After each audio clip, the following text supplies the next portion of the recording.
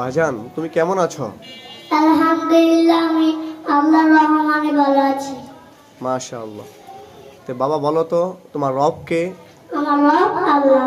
মাশাআল্লাহ। তোমার নবী কে?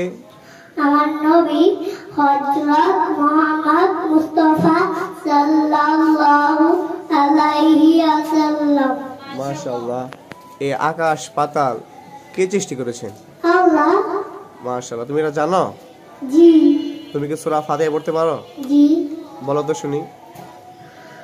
আউযু বিল্লাহি মিনাশ শাইতানির রাজিম।